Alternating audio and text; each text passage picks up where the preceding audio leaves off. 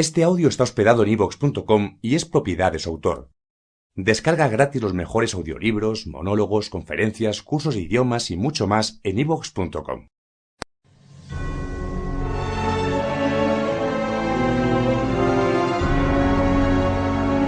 Otros mundos. Un viaje más allá de los confines de lo conocido.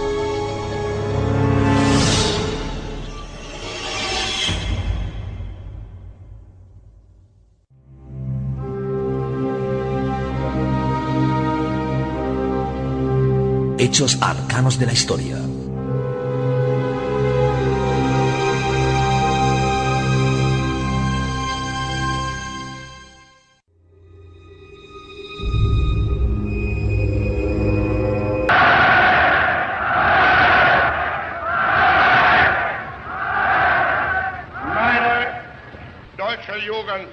Nach einem Jahr kann ich euch hier wieder begrüßen. Ihr seid heute hier in dieser Muschel nur ein Ausschnitt dessen, was außer ihr über ganz Deutschland steht. Und wir möchten nun, dass ihr, deutsche Jungs und deutsche Mädchen, in euch all das aufnehmt, was wir dereinst uns von Deutschland hoffen. Wir wollen ein Volk sein. Und ihr, meine Jugend, sollt dieses Volk nun werden.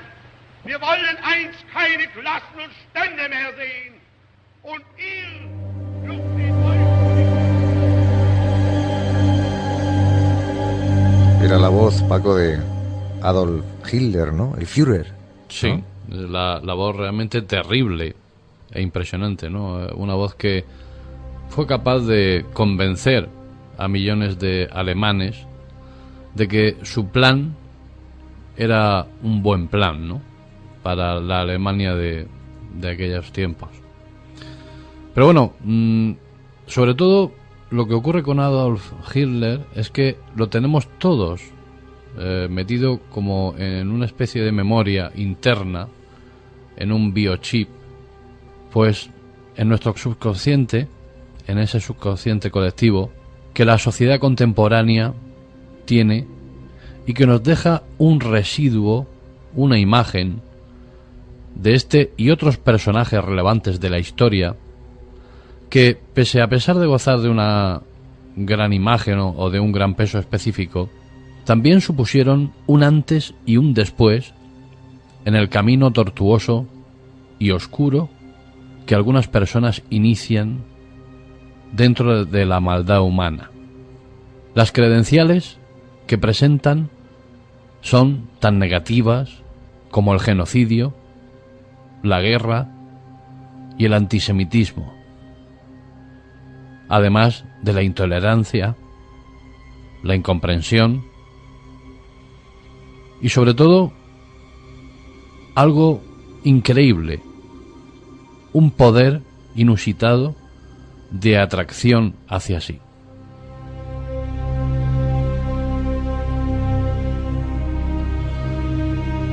Podemos decir que esta carta de presentación es incluso demasiado educada y rigurosa para lo que ustedes seguramente en sus casas están pensando cuando nos referimos a este mismísimo diablo encarnado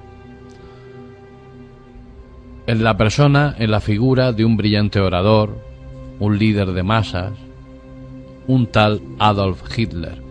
Pero en los tiempos convulsos en los cuales Adolf Hitler ascendió al poder, hay que reconocer que si los analizamos, si observamos la sociedad alemana de aquellos años, esos años anteriores a la Segunda Guerra Mundial, no nos cuesta trabajo creer que un sujeto tan patético como puede ser Hitler pudiera mover con sus palabras a todo un país que a principios del siglo XX era una de las joyas de Europa, tanto en lo que se refiere a libertades ciudadanas como en las artes y las ciencias.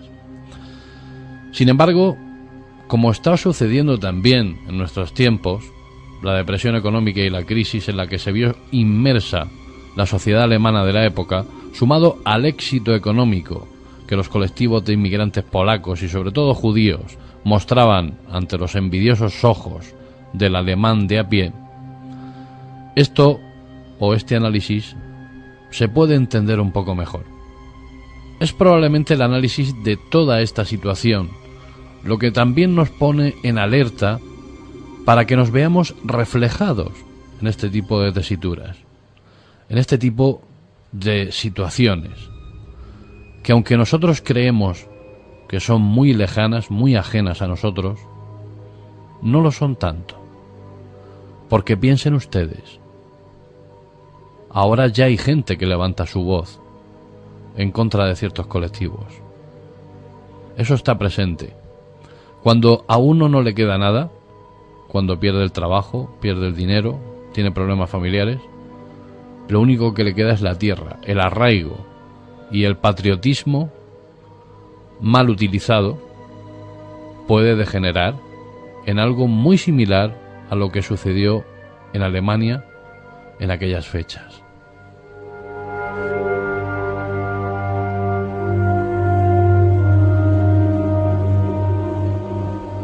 Pues, además de este profundo análisis de la sociedad alemana del momento, hay que observar cómo Hitler utilizó este hecho, esta situación, para aplicar sus doctrinas de supremacía de la raza aria. Hitler también se fue rodeando de la cúpula militar del ejército bávaro, entre cuyos miembros se encontraban muchos partidarios de las doctrinas del nacionalsocialismo, como fue el caso de Himmler, o la mano derecha de Hitler, lugarteniente de la Gestapo y persona de confianza del dictador. Por si esto fuera poco, la débil oposición política no pudo evitar el levantamiento brutal del ejército en pleno, que clamaba venganza y estaba decidido a sacudir los cimientos de una decadente perla de Occidente llamada Berlín por entonces. Berlín, antes de la Segunda Guerra Mundial, en los años 20, fue la luz de Europa, un lugar realmente increíble para vivir, un lugar, créanme, queridos oyentes, que en nada tenía que ver con el Berlín que quedó tras la Segunda Guerra Mundial, el Berlín de 1947 hasta 1960, ese Berlín destruido, herido, lleno de ruinas. Durante gran parte de principios del siglo XX, Berlín fue uno de los mejores lugares para vivir de Europa.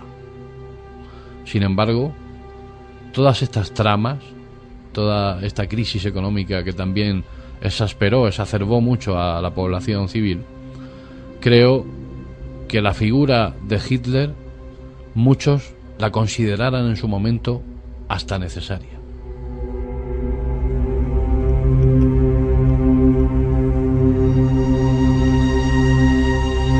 Para seguir entendiendo un poco en qué situación subió Hitler al poder, en Alemania por entonces habían 6 millones de parados. Estamos hablando a principios de 1933.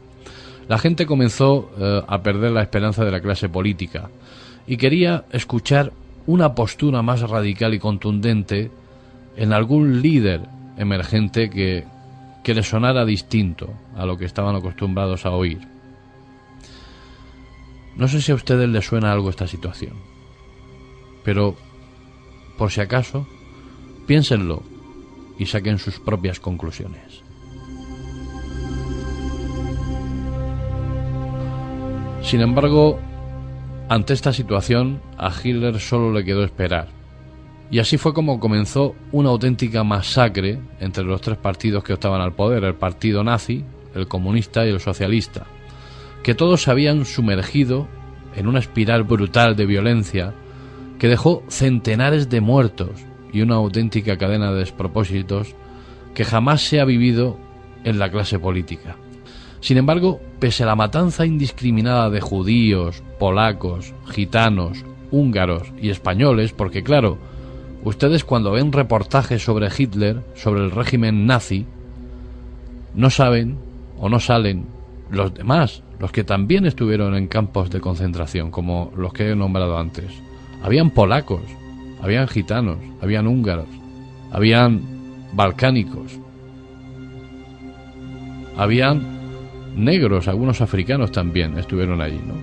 Algunos que pertenecían a pelotones de las Panteras Negras estadounidenses, que eran todos negros, eran aviadores negros. También estuvieron en campos de concentración como Auschwitz. Y de esto no se habla tanto, pero en realidad el movimiento ario abogaba por una supremacía absoluta sobre cualquier otra raza, y ya no solo sobre los judíos, como muchos piensan, sino sobre cualquier raza sobre el planeta.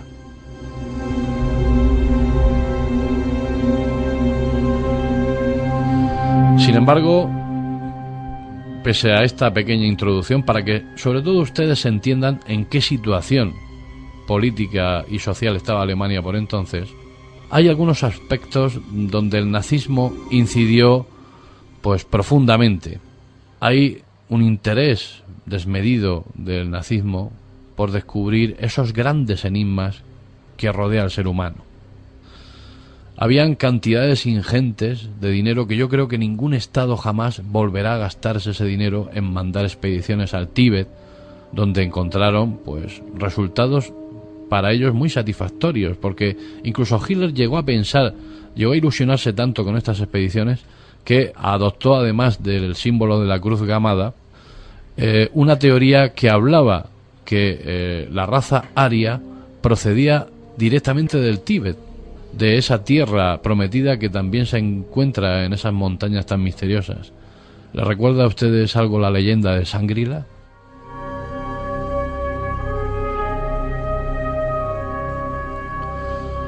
También hay expediciones a Sudamérica para descubrir los secretos mayas, a Egipto para desentrañar el críptico secreto de los egipcios, y sobre todo se invirtieron enormes cantidades de dinero para desarrollar tecnología superior, armamentística, que luego se pudo utilizar para aplicar en prototipos aeronáuticos.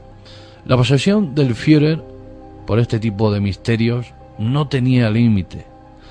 Incluso se habló de una reunión oculta en Berlín con el ocultista Aleister Crowley para crear una nueva religión, la religión aria, partiendo de la información que los expedicionarios de la SS le habían traído del mismísimo Tíbet. Algo realmente sorprendente.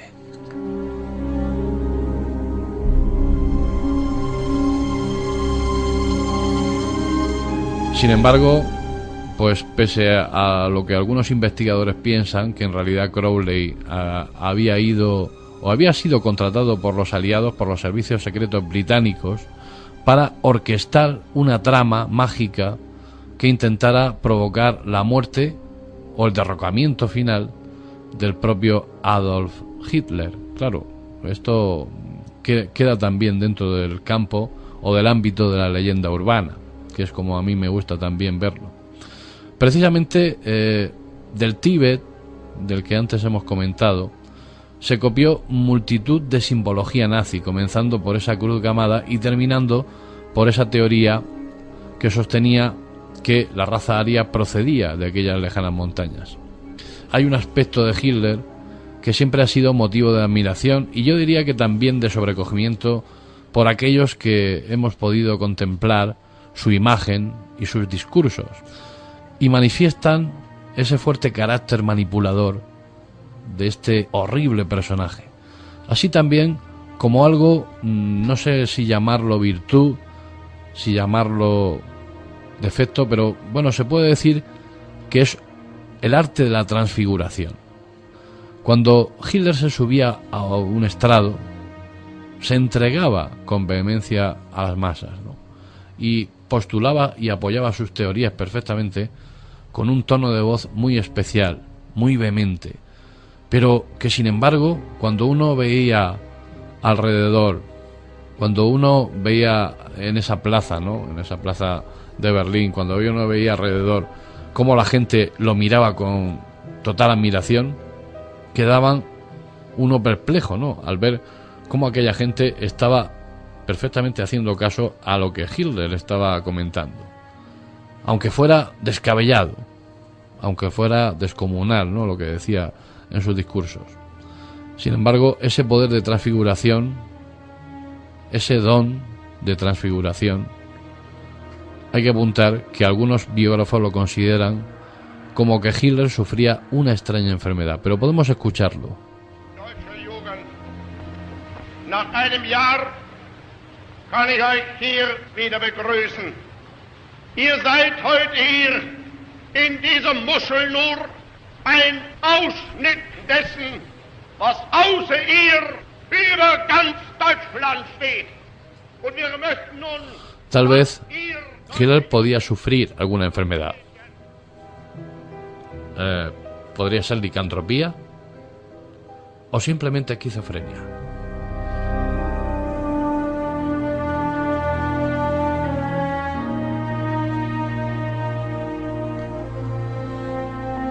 Sí, queridos oyentes, podría ser esquizofrenia o doble personalidad, que provocaba en el dictador un carácter cambiante y violento en ocasiones, sosegado en otras, incluso gracioso en algunas ocasiones, ¿no?, sobre todo por la gente que era muy cercana a él. Con los niños era muy cariñoso, curiosamente, y sin embargo podía transfigurarse en esos discursos. Se transfiguraba ante sus generales para dominarlos. Pues bueno, estamos hablando de que, por ejemplo, el mariscal Rommel era una persona bastante grande, ¿no?, medía 1,92. Pues Hitler, pese a su baja altura, estamos hablando de una persona que medía menos de 1,60 m, era capaz de poner firme a este ejército tan rudo, tan aguerrido, tan fuerte, tan potente. Sin embargo, lejos de ser un loco o un iluminado, como muchos piensan, Hitler probablemente era frío, calculador, sabedor de las carencias intelectuales de la mayoría de sus adversarios y perfecto conversador, incluso en ocasiones irónico, con una astucia femenina impropia de los hombres de su época. Esto probablemente le llevó a dominar la voluntad de muchos de los que le prestaban lealtad, aunque hay datos suficientes como para pensar que Hitler era un ser que permanecía ajeno a muchas de las actividades que algunos de sus generales practicaban a su espalda de manera oculta e impune. Sí, porque eso siempre lo he pensado yo, Paco. Los que estaban alrededor, bueno, siempre le seguían, obviamente, pero sí que hubieron muchas disputas, muchas historias, incluso muchos quisieron matarle, ¿no? Claro. Y no fue solamente una vez, sino que muchas veces intentaron que perdiera la vida, ¿no? Pero, sin embargo, hay casos donde aparece que él se salvó in extremis. Incluso se habla en un episodio que una pata de una mesa le salvó la vida, y él lo que hizo con esta gente fue colgarlos con un gancho de carnicería. Claro, ese es el tema, ¿no? Ahí está. Yo cuando veo que la figura de Hitler lo veo como, no sé, como Vlad Tepes o este tipo de figuras míticas, ¿no? Estos generales de carácter muy fuerte que la falta de lealtad, la traición, la hacían pagar muy cara, ¿no?, a sus subordinados. Finalmente, las leyendas que circulan en torno a Hitler le han perseguido hasta el otro lado. Seguro que muchos de ustedes recuerdan que hasta 1979 se creía que Hitler estaba vivo, precisamente por los informes iniciales que las tropas rusas confeccionaron después de llegar al supuesto búnker donde Hitler pasaría sus últimas horas. ¿O no fue así realmente?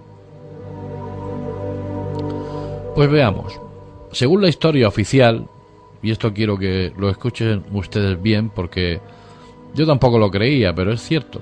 Según la historia oficial, reconocida en un principio por las tropas de Stalin, Hitler no fue encontrado en el susodicho búnker. Literalmente, cuando Stalin pidió informes a sus generales, estos le dijeron que allí no se encontraba Hitler, ni muerto ni vivo. Por último, declararon que sospechaban que había huido a bordo de un submarino en dirección a España o Argentina. Sin embargo, unos cuantos mandos, que sí fueron apresados dentro del búnker, declararon que su líder se había descerrajado un tiro en la cabeza, junto a su actual pareja Eva Braun, hecho que tampoco está sin confirmar. Pues bien, esto sucedió en 1945. Pues justo un año después, y mira tú qué casualidad, una patrulla rusa estuvo merodeando por las ruinas del búnker y casualmente encontró el que se creía era el cráneo de Hitler o una porción del cráneo de Hitler, con, bueno, la fatalidad de que justamente tenía un agujero de bala en una de sus partes. Bueno, recordemos que fue concretamente un trozo de cráneo y no el cráneo completo, como se dice en algunos foros o en algunas noticias, ¿eh? Hay que tenerlo en cuenta.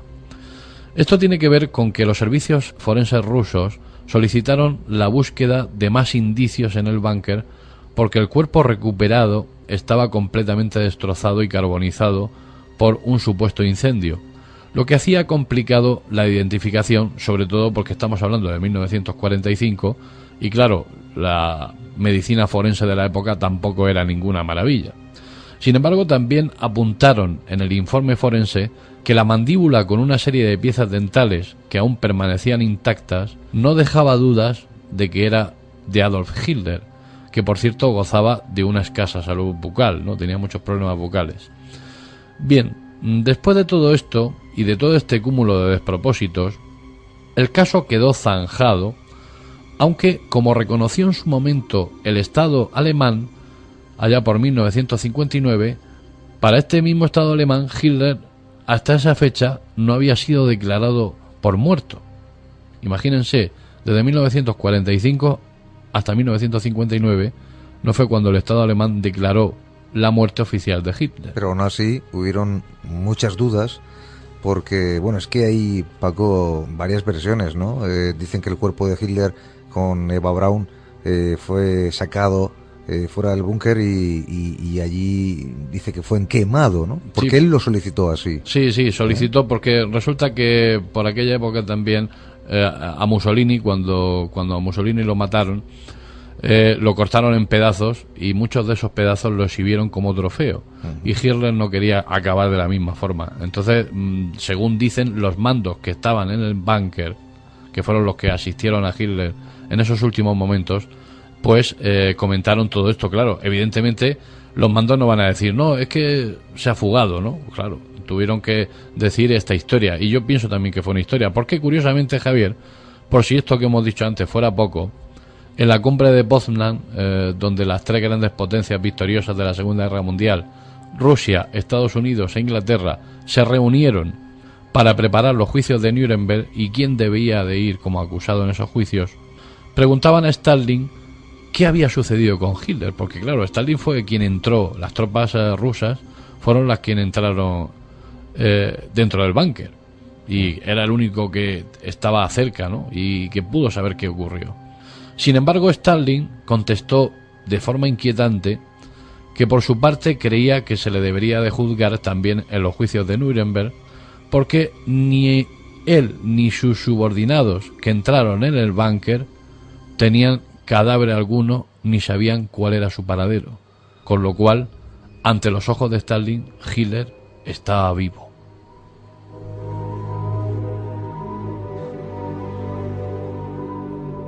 Y sobre todo esto se acrecienta, Paco, cuando sabes que se ha comentado hasta la saciedad de los dobles de Hitler, ¿no? Claro. Que habían muchos dobles, y justamente el día de su muerte, o antes de su muerte, él llamó al servicio y fue despidiéndose de cada una de ellas. Lo curioso, y se comenta, Paco, es que él no pronunció palabra, como que realmente él no era Hitler y era su doble, y estaba haciéndose pasar por él para que en breve iba a fallecer, ¿no?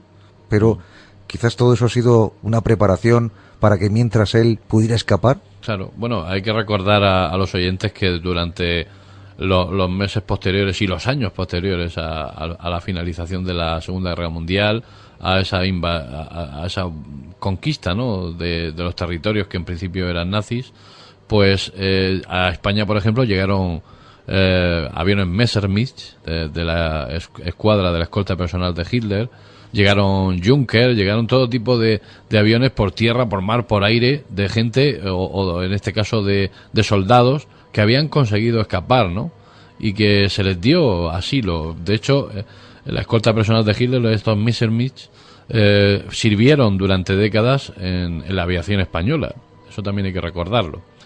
Sin embargo, también hay que recordar que hasta hace bien poco la hipótesis de que Hitler muriera en ese búnker se daba por buena y se presentaba el dicho fragmento de cráneo con ese agujerito tan preciso, además de un viejo diván, como prueba irrefutable de la muerte del Führer, o mejor dicho, de su suicidio en aquel oscuro búnker. Pero, Javier, saltó la noticia hace breves fechas, y es que un doctor de la Universidad de Antropología de Connecticut, Nick Belantoni, salía a la palestra con unas sorprendentes declaraciones.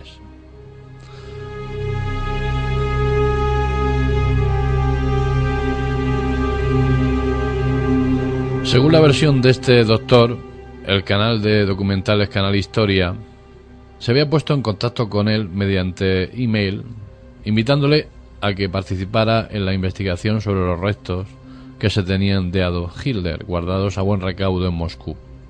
Según parece, aceptó dicha invitación y estuvo allí con el equipo de Canal Historia realizando dichas pruebas. Concretamente, analizó una muestra del cráneo y unos restos de sangre que habían impregnados en este diván que antes hemos nombrado, donde parece que se suicidó el dictador.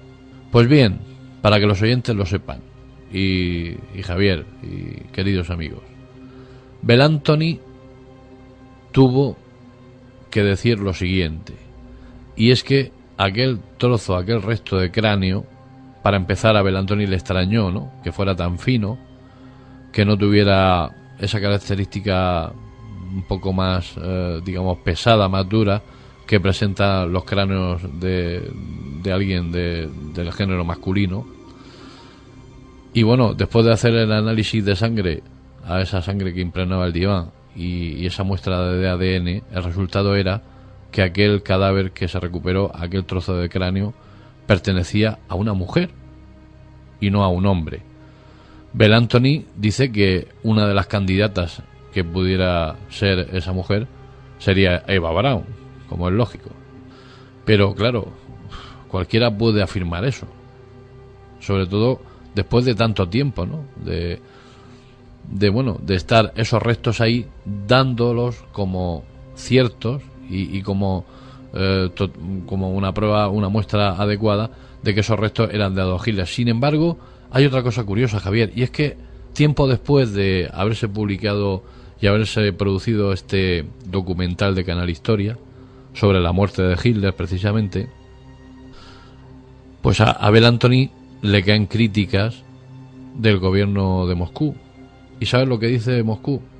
Que Belantoni jamás ha tocado ese cráneo y jamás ha tenido acceso a ese diván ni a esa sangre de Hitler. Aquí, ¿quién miente? ¿Quién tiene razón? Belantoni no va a mentir, porque Canal Historia estaba detrás y de hecho ha producido un documental que en breve fecha lo veremos, lo podremos ver en Canal Historia. Pero los rusos dicen que no, que ellos no tuvieron acceso a esa información y a esos datos. Lógicamente, claro, uno piensa, si ellos conscientemente sabían que ese cráneo y esos restos no eran de Hitler, no tendrían, o sea, lo lógico es que no hubieran dejado que nadie tuviera acceso a ellos, para ocultar, ¿no?, para poder ocultar eso. Sin embargo, si ellos también estaban equivocados, ¿qué pudiera ser?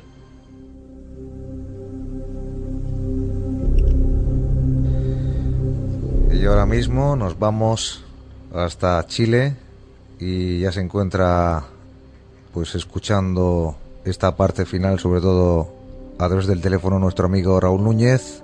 Buenas noches, amigo.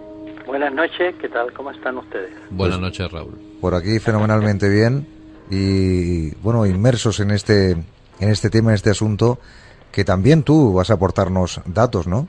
Sí, referente al tema casi eterno del tema de Hitler, Adolf Hitler. Mire, yo lo que les puedo aportar en estos momentos es lo que se está aquí publicando hace como cosa de 2 años atrás que son las investigaciones de Osvaldo Murray, referente a una serie de curiosidades y antecedentes referente al descubrimiento de algunos submarinos que se han encontrado en la costa de Chile y detalles que han salido a luz en estos 2 últimos años y que de alguna forma este periodista Osvaldo Murray enlaza con la hipótesis de que Hitler llegó con uno de estos submarinos aquí a la zona austral de Chile, y para esto él nos aporta una serie de documentos. El primero, y que más llama la atención, es que descubre una misteriosa agrupación de alemanes jóvenes que entre los años 1948 y 1949 habitaban en cierto lugar de Aysén, en el extremo sur de Chile, y esta misma comunidad fue ampliamente investigada por agentes de inteligencia británicos al comienzo de la Segunda Guerra Mundial. ¿Y por qué lo investigaron? Pues simplemente porque lo acusaron de abastecer a submarinos nazis de la época. Aunque esto resulte un poco difícil de creer a esta altura, sí el señor Murray, este investigador incansable de estos temas, relaciona de alguna forma trabajadores de un aserradero ubicado en el entonces remoto y aislado lugar de la provincia de Aysén, que era propiedad de alemanes, y que a partir del año 1940 se establecieron ahí y que no tenían contacto con ninguno de los chilenos, los pocos chilenos que vivían en la zona. Fue tal la incomunicación entre los desconocidos alemanes y los trabajadores chilenos, que estos trabajadores jamás conocieron el nombre de estas personas. Pero sí existen antecedentes de la llegada de 2 submarinos, los cuales uno de ellos fue hundido cerca de esta pequeña isla, una isla de donde estaban estos aserraderos, y se estableció que habían llegado más familias alemanes con personas de alto rango, y al tirar el hilo de la investigación se fueron descubriendo a lo largo de la costa de Chile, por ejemplo en Faro Carranza, otro submarino que también arribó con personeros, parece de alto rango, y que también fue hundido este submarino. Curiosamente, este submarino, que está frente a Faro Carranza, mucho más acá ya de la zona de Aysén, más o menos frente a la costa de Constitución, estamos hablando de unos 700 u 800 kilómetros de Santiago. Este submarino se logra ver en ciertas horas de la tarde, cuando la marea baja y retrocede hacia adentro. Y en ese momento fue fotografiado por un fotógrafo de nombre Lenitz, que lo fotografió, y existió una investigación muy curiosa al respecto, porque los 12 tripulantes de este submarino, estamos hablando de los tripulantes de base, los marineros, el personaje de tripulación básico de este submarino, de alguna forma fueron eliminados, o sea, fueron callados de una forma muy brutal, y les puedo dar el antecedente que se encuentran enterrados en un pueblo cercano a Constitución. Esto está confirmado por el periodista Osvaldo Murray. Lo curioso, que las personas que traían estos marineros, todos alemanes de alto rango, fueron recogidos en la costa por un avión. Estamos hablando de los años 48-49, con un avión con una tecnología totalmente diferente a la que se usaba en Chile en aquellos años, y fueron transportados a un lugar X que no sabemos dónde, pero sí hemos conocido las personas que colaboraron en este traslado. Y curiosamente, hemos hablado en este mismo programa Otros Mundos sobre Colonia Dignidad, estos nombres de estas personas luego salen relacionados con la Colonia Dignidad, ex Colonia Dignidad. También un ente alemán dentro del propio país, a los años después. Les recuerdo que el submarino que descubrió Pepe Lennings, así se llama el fotógrafo, se puede ver, está en un reborde a unos 75 metros bajo el agua, y donde las corrientes marinas son muy intensas, pero así todo se logra ver. Como dato curioso le puedo decir que National Geographic, estos programas, el equipo de National Geographic, tomó contacto con el señor Murray, pero no tuvieron suerte porque estuvieron un par de meses tratando de ubicar al submarino y no tuvieron la suerte de lograr que el mar les permitiera tener acceso a ellos, porque las corrientes eran muy fuertes.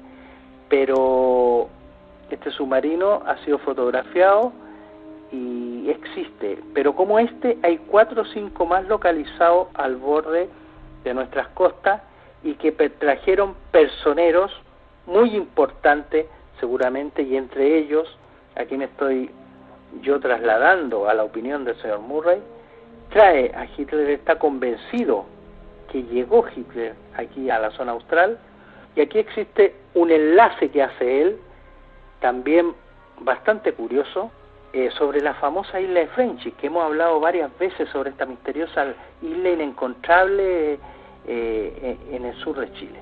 Y dice que hay un problema semántico, que no es Frenchy el nombre, sino que es Ship Friends, que serían los amigos del barco, y que en ese momento se formó una cofradía muy importante de alemanes que mantuvieron no revelar jamás lo que se habían traído desde Noruega, de donde se determinó la partida de estos submarinos, hasta Aysén. Esta cofradía todavía existiría y de alguna manera se relaciona con una isla en el sur de Chile, y que muchos investigadores la hemos llamado Frenchy, pero según Murray, mal llamada, que hay un problema de semántico, de pronunciación, y es Ship Friend, los amigos del barco. O sea, esta cofradía que se formó de alemanes y que habrían protegido a este alto personero Adolf Hitler. Incluso el señor Murray ya ha determinado el transporte de una serie de objetos como música, objetos de artes y cosas que eran totalmente del gusto del Führer. O sea, concuerdan perfectamente estos traslados con el gusto de músicas y de arte que tenía este señor Adolf Hitler. Este es la teoría de Murray, que está pronta a enunciarla en Chile en un libro, y que él está convencido que incluso en este libro yo no quiero lógicamente anticiparme, pero sí el lugar lo tiene determinado, y les puedo decir que está localizado frente a las costas de Pichilemu, un balneario de aguas muy turbias, muy difícil de acceder, donde están en estos momentos el surf, debido a las altas olas que ahí se hace deporte del surf, y a este lugar que solamente se tiene acceso por unas calas por el mar. Y ahí hay un verdadero monumento de mármol, que es una réplica de un monumento que existió en los tiempos de Hitler, y que fue trasladado acá, y él está convencido que en ese lugar están enterrados altos personeros del Tercer Reich. Vamos a ver, claro, hay que hilvanar todo este tema que yo le estoy hablando, hay que ordenarlo, y lógicamente hay muchos hilos que quedan sueltos, pero esta es una de las tantas hipótesis que existe referente a que Hitler no hubiera muerto en el búnker, como se dice, simplemente que se utilizó a muchas personas para encubrir un traslado acá a estas costas australes. Bueno, pero eso es algo que todos conocemos. Yo creo que, bueno, desde Stalin, que fue el primero que ya propuso esa hipótesis, porque claro, él nunca reconoció que habían encontrado a Hitler ni vivo ni muerto. Y luego también hay una serie de circunstancias que nos pueden dar lugar a pensar que Hitler y que muchos altos mandos se fueron trasladando y esparciendo, ¿no?, por zonas del Levante español y por algunas zonas de Sudamérica. Argentina, como tú comentas también, Chile, Perú y bueno, y sobre todo en Valencia, hay en la costa, en Sátiva y toda esta zona de ahí, hay unas residencias súper extrañas, muy protegidas, con muros muy altos, donde uno no puede acceder y los nombres son muy rimbombantes, ¿no? Son unos apellidos Westenthal, y son alemanes, ¿no?, los que hay viviendo allí, alemanes que se protegen de forma inusitada de mirones o de gente que pueda pasar por allí a saber qué es lo que hacen, ¿no? Hay muchos que hablan de gente octogenaria, de más de 80 y 90 años, que se aloja allí y que son sospechosos de haber pertenecido al régimen nazi, ¿no? Eso claro, es algo natural, vamos. Claro, esta cofradía seguiría existiendo a nivel mundial porque se repite estos hechos en varios lugares del planeta, donde funcionan de una forma uniforme y se repiten estos parangones de encubrir algo, ¿eh? Bueno, pero yo pienso que también se debe a eso, ¿no? A esa forma de alguna forma salir huyendo, ¿no?, de algo que se está cayendo a pedazos y que se sabía que tenían perdida la guerra de antemano. Yo creo que haberse quedado en el búnker ahí esperando la muerte, pues es una situación que a mí se me hace difícil, ¿no? Pero bueno. Y quizás lo que estaba contando Raúl casi corrobora lo que hablábamos antes, ¿no? Esos dobles que posiblemente lo que hicieron es engañar a todo el mundo, y Hitler pudo escapar porque era el cometido que él tenía, y estuvo haciendo todo esto con el personal, con ese servicio, para hacerles creer que era él y que en breve iba a morir. Pero claro, lo cierto es que esos dobles estaban ahí y a lo mejor lo que hicieron fue encubrir para que él pudiera escapar. Oye, y esto que nos cuentas de aquellas tierras, pues fíjate, ¿no? No, sí, este es un tema que da para mucho y que está siempre presente en la zona de Bariloche, por ejemplo, en la parte argentina también.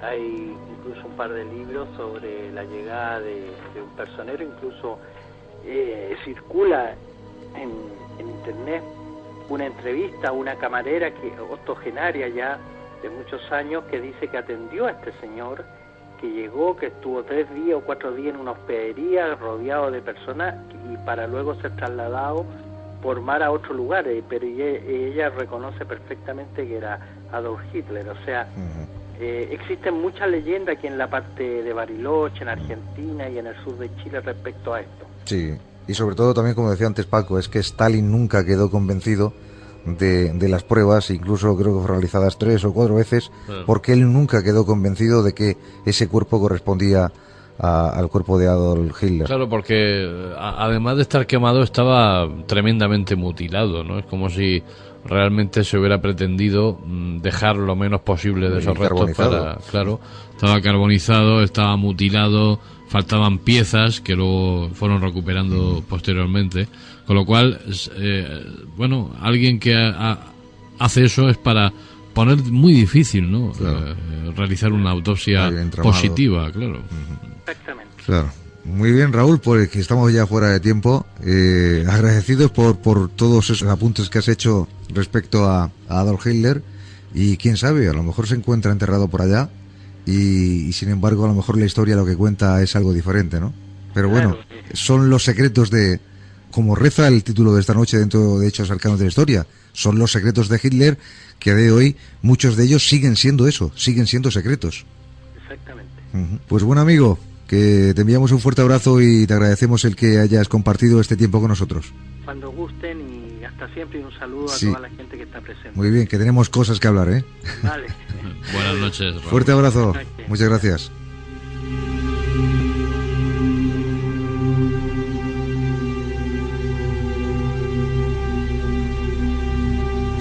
Ya lo vamos a dejar ahí, Paco, pero hay muchas más cosas que no hemos hablado, sobre todo también la descendencia de Hitler. Claro.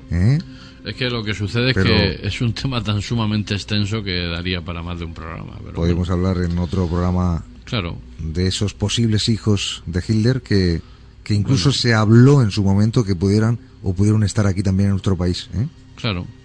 Son una familia alemana que estaba en nuestro país viviendo. Y bueno, lo dejaremos para próximos programas. Hombre, podemos invitar a Harry Marcus, que también conoce muy bien estas historias, ¿no? De la Segunda Guerra Mundial, sobre todo porque él tuvo un antepasado que, bueno, que no es que fuera del partido nazi ni nada de eso, pero era militar, con lo cual también sabía qué órdenes recibían y cómo se movían en aquella época en Alemania, ¿no? Muy bien, pues dejamos ya este último mundo, hechos arcanos de la historia, con los secretos de Hitler.